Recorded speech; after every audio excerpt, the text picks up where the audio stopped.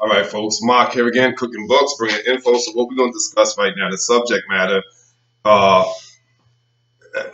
I could see those of us calling what I'm about to discuss pseudoscience, spooky science. Woo woo stuff. I can see people saying that, right? But what I'm about to discuss is I want to call it discussing the subtle regions. And when I say subtle, every time you hear me use the word subtle, it refers to uh, that which is beyond our comprehension, our mind and intellectual comprehension, as well as beyond our five senses. So whenever you hear me use the term subtle, keep that in mind. It refers to speaking about that which is beyond our comprehension in terms of our mind, our intellect, and our five senses. So it is outside of the five senses, beyond the comprehension of the senses, and the mind and the intellect.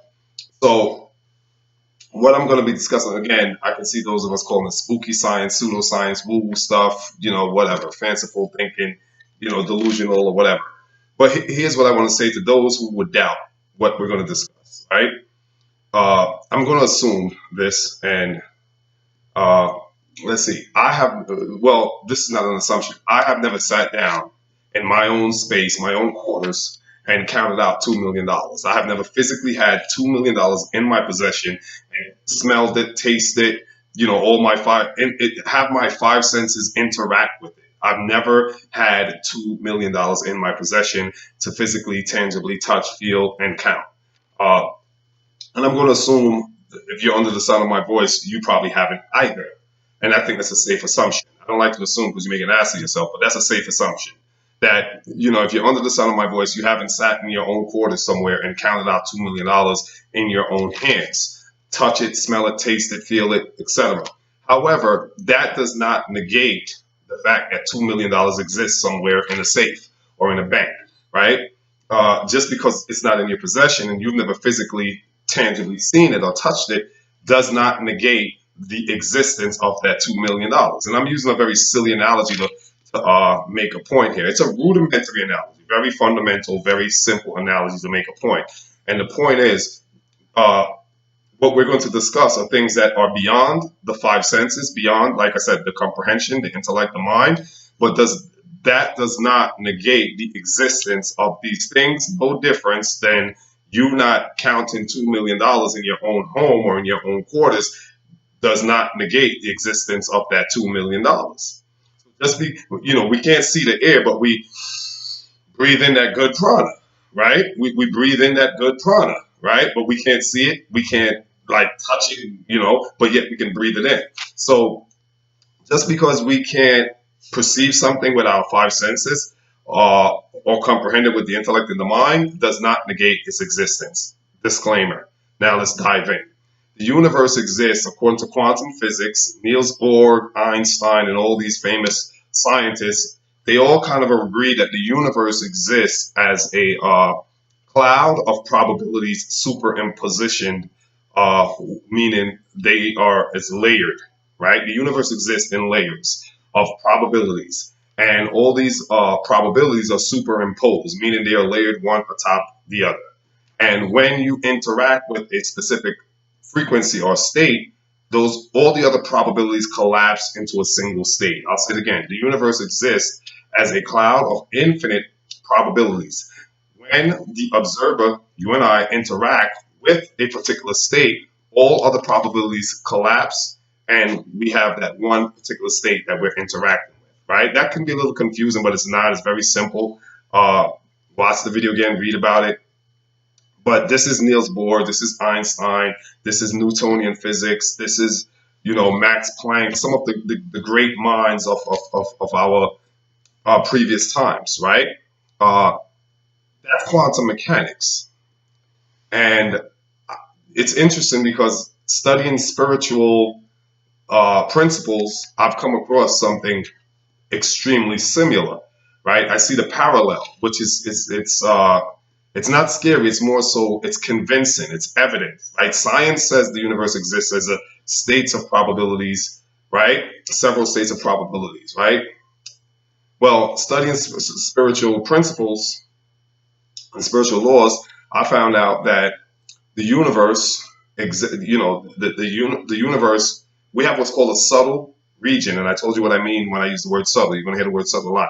Subtle regions, that the universe exists as subtle regions. There are 14 subtle regions, 7 in either direction, up and down. Again, there are 14 regions, subtle regions. The universe exists as 14 subtle regions. And I told you what subtle means when you hear me use that word subtle. The universe exists as 14 subtle regions, uh, 7 in either direction, up and down. 7 going up, 7 going down. 14. The middle region would be considered Earth. Of the 14, Earth is the only physical region. It's the only physical region where you and I are inhabiting. Uh, the other regions going up and down are subtle. And I told you what I mean in terms of the word subtle, beyond our comprehension and beyond our 5 senses. They're not perceived by the eyes. But that kind of sort of falls in line with Einstein, Niels Bohr, and all these scientists theorizing that the universe exists as a cloud of probabilities superimposed. And superimposed, again, means layered. And in the spiritual principles and spiritual laws that I've been researching and studying, I've come to find out that the universe exists in subtle regions that are superimposed. Now, for simplicity purpose, they say it's superimposed, layered one atop the other, but it's actually not superimposed. These subtle regions, right? 7 up, 7 down, they actually are all around us in every direction. And what these 7 subtle regions represent is the heavens, or the hells. Notice I pluralize heavens and hells. The 7 up are 7 different levels of heaven where we go in the afterlife, depending on the quality and the spiritual level that we exhibit here in our, we can call this testing grounds, proving grounds, probationary period. Depending on the quality and the level of the spiritual levels that we've attained here, which is God realization. I'll explain what I mean by that. Depending on the levels we've arrived here in this physical plane will determine which heavens we inhabit or inherit after we pass on, after the physical body it goes back to the dust. Our subtle body goes to a subtle region, and depending on how we did here will determine what level that subtle region will inhabit. Now, if we've committed what's called demerits of sin, you have right, you have merits, you have demerits. Merits is worthy qualities, worthy virtues, and demerits are sins. So if we've committed demerits, which are sins, and not practice spiritual practices to cleanse, to purge, and to God realization, then we'll go into one of the 7 lower levels of hell, 1 through 7 down, 7 being the darkest state and most intense suffering, right? So there's different levels to hell, and there's different levels to heaven. Now, again, that's why I said in the beginning, just because we haven't seen and counted $2 million in our quarters does not negate the existence of that $2 million. Just because none of us have seen these subtle regions does not negate the existence of these subtle regions. I, for one, am a complete believer that these regions exist. Let me show you some kind of evidence why I know there is something like this that exists, even if I'm not 100% accurate. In our system that we can see, right? You have the tangible and intangible. What I'm discussing is the intangible. But in our tangible system that you and I can see, we have a system set up where if you and I both commit a crime, we both committed a crime, but there's degrees of the crime, right? There's different degrees. You have misdemeanors, you have felonies, right? So depending on the nature of the crime, it will be categorized as a misdemeanor or a felony, or maybe it's just a minor violation, right? Crime nonetheless, but different degrees of crime. And depending on the nature of the crime will determine how much time you and I, what kind of jail we go to, right? If your crime is heinous, you committed a heinous act, you might go to a super maximum security prison. If I, my crime was of a lesser degree, it's a misdemeanor. I'm not even going to do a year. They're going to send me to, a little jail somewhere. Different levels of punishment, right? We see that in our system, in our physical system, we have different levels of punishment, right? Somebody can go to jail for 30 years. Somebody can get 2 life sentences, 1 life sentence. Somebody can go 15 years. Somebody can go 15 days, right? So we see there's different levels of uh, punishment according to the acts that has been or the crimes that's been committed. And that's in our realm. That's something we can see. We can touch the prison bars. We can touch the judge. We can touch the bailiff. We know that there's a system that's in place for that. So then if we have that in our physical realm, it would not be far-fetched to believe there is something like that in the afterlife, which is what I was discussing, the 7 different levels of heaven and hell that that we will either inhabit according to the spiritual levels we reach here in this physical earth plane that we're on. So again, there's 7 planes in either direction, right? 7 planes up, 7 planes down. We're in the middle. The earth plane is the only physical plane, and the earth plane is where subtle bodies get to inhabit a physical body, right? Remember when I told you the word subtle? Keep in mind the definition of subtle. Whenever you hear me use it, it means that which is beyond our comprehension intellectually, mentally, and the 5 senses. So subtle bodies which exist in subtle plane or subtle regions will incorporate or inhabit a physical body to interact on a physical earth, on a physical plane, where they're given opportunities to do spiritual practices so that when they pass on the physical body, that subtle body can now climb or elevate to a higher spiritual level in terms of the seven levels towards heaven, right? So some of these levels they have particular names. I'm not going through all of them. I wrote them down, but it's like kind of moot to go through all of them. But the point is this: that the whole goal. I mentioned this before. I'm going to come back to it. The whole goal of our purpose, right, is to achieve or attain God realization. What I mean by that is this: our subtle body consists of 7 different uh, energy levels. They're called chakras, right? And uh, the further out the chakras extend, they extend outward, right? These are fields, energy fields. It's called a subtle body, and they extend outwards. And there's 7 different layers, right? Inches away from our bodies.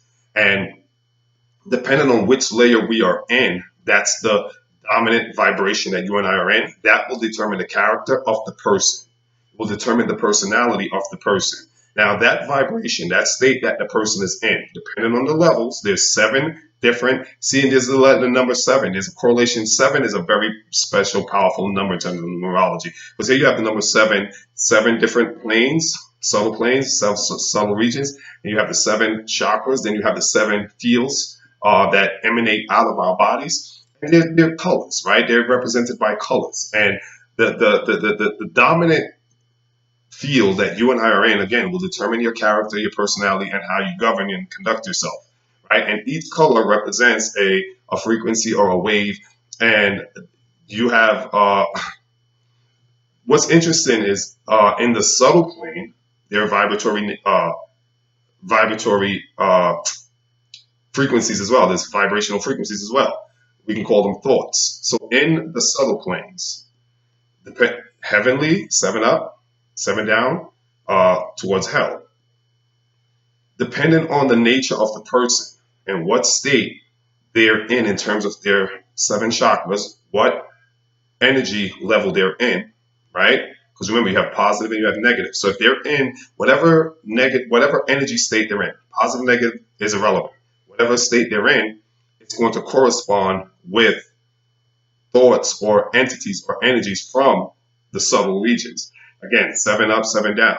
So you have 7 different fields. The field you're predominantly in is going to emanate out of you and it's going to resonate, right, with the subtle body planes that are all around us in every direction, although they're superimposed in terms of a diagram, they're superimposed. So diagrammatically, I can't say that word. So diagrammatically, they're superimposed. But That's for simplicity purpose so you can understand it. But in all actuality, they're all around us in various directions. So in order for you, so based on the predominant vibration that you're in, which are the seven chakras, the fields, the colors, the one that you are in predominantly, right? Because we go in and out of, you have the emotional chakra, you have the heart chakra, and you have the thyroid, thymus chakra, you have the crown chakra, depending on which one you're in, the solar plex chakra, root chakra, depending on which one you predominantly reside in, you're going to correspond with one of the seven subtle regions or subtle planes. That's where you're going to draw most of your inspiration, your thoughts, your influences will come from that region. And that's going to show up in your character, in your personality, your mannerism, your behavior, your productivity, or lack thereof. So a person who you see is in a very negative state, you interact with them and you can feel the negative energy. You talk to them, you can hear the negative, just constant doubt and negative. They're corresponding, they're correlating. In other words, they're receiving their information, their thread, their feed, their live stream from one of the seven lower levels of hell. One being the least extreme, seven being the most extreme. So, yeah, just want to share that with you guys. Another thing, why we're called human beings is this, right? The word human, if you dismember it, you have hue and you have man. Hue means color. The only difference is the E is dropped, but you still have the same pronunciation. Hue, man means color, man, colorful man, or man with color. The reason why we're called human is because we do resonate color. The seven chakras represent seven different colors which are found in the rainbow or the visible light spectrum. So there's seven colors in the rainbow, seven colors in the visible light spectrum, seven colors in our chakra, seven colors in our energy field, and those colors are emanating out of us at all times. I wrote this down. Hold on one second. Let me find his name. I can't remember this guy's name. Kirlian. Kirlian photography. Kirlian is a famous guy, some famous guy who invented a photo device that can actually take pictures of your fuse and would be able to tell what's your predominant vibration, what predominant state you're in. It's called a Kirlian photography. Kirlian. You guys can look it up. Kirlian photography. So there's ways that they can actually see. These are special devices. But be that as that may be, that's not really the point. The point is, so we're called humans because we are mankind with a hue, and the hue is one of the colors that we vibrate and resonate in predominantly. And again, it's not one. Sometimes we fluctuate between two because the emotional chakra has all seven colors built in. And depending on how a person's mood might be, up, down, left, right, how they feel, will determine what they're emanating in terms of their color fields. And this is why man is called hue man. Man with the hue man, colorful man, colorful. And then the being, why you call human being? Because being, ing is a participle. A participle, be is the verb, and ing is the participle, or the gerund verb, right? The state that something is in. So be in is a verb, a gerund verb, or a participle, which is a participle of the verb to be, am, is, was, were. All are verbs indicating the state that a person is in, the state that a thing is in. It could be past tense, present tense. Uh, it simply means a state. So human being again means the state that you are in, your present state. Present tense, past participle, being, to exist in a state. Human, the color of the man, being the state that he's in. So if you put it all together, it means what state. To be human means to be what? To be a human being means, translates what state the man is in. What state the man is in. Being is to exist in a state. Hue means color. What state are you in terms of color? And the color again represents the dominant vibratory frequency, the dominant or energy field that you operate out of, and you have negative and positive. So yeah, just want to share that with you guys. Till next time, Mark here, cooking books. Y'all know how to do. Peace.